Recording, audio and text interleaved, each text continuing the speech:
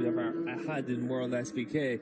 So as a rider, how is that to make that change? How is it to make that transition? And Camille said, a bike's a bike and you've got to be able to figure out how to get the most from it.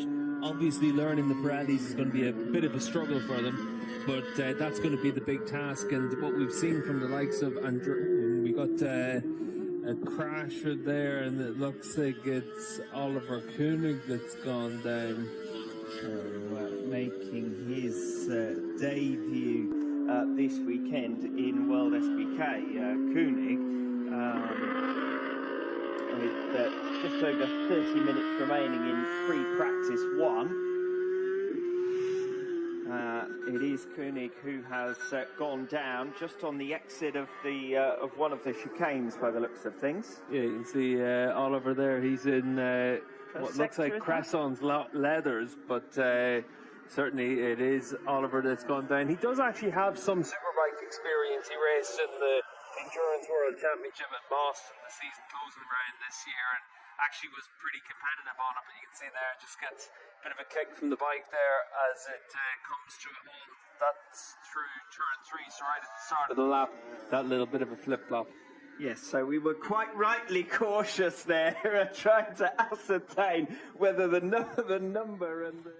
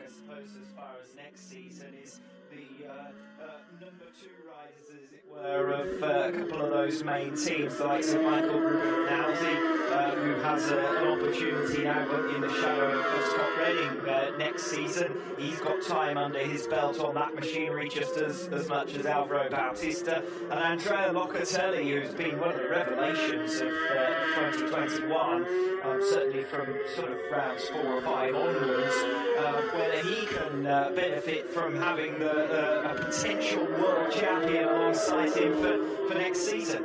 Yeah, I think for Locatelli in particular, it's going to be really interesting to see how next year goes.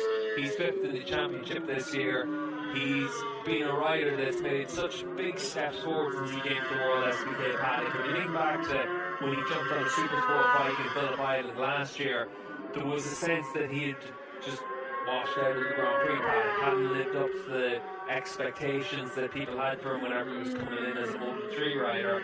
Showed him the Supersport bike just how good he can be. He's done a really good job all the way through this season, but I think it's going to be harder and harder next year as well for Locatelli. He could easily win races, but to try and maintain that form from top 5 in the championship, that could get more and more difficult.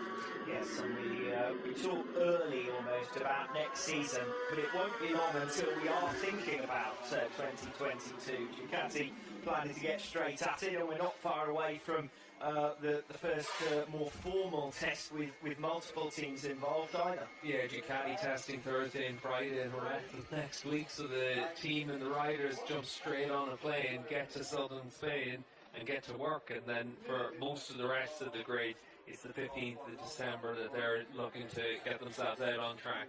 A little bit of time for a rest for them, but no time for a rest for Anthony. He's down in it. Next time with the Camia Team HRC carried here, and Leon, obviously a bit of a change of a chapter this weekend for the team. I'll try and talk about next year in due course, but how the guys felt this morning and now in first reaction for FP2. I think everyone's really, really impressed with the layout and some of the circuit. It's absolutely amazing. I think the track needs a little bit of bedding in from what we understand. Like the surface is very new, very green. There's not really any track action until now with the big bikes at least. And I think everyone's expecting the track just to get better and better. I think now online the grip is getting acceptable. Offline the track is really, really green, and not much grip at all. But this will take some time to get in, as we already know. So far everyone's really happy. You've been in conditions like this in Japan and Thailand in the past.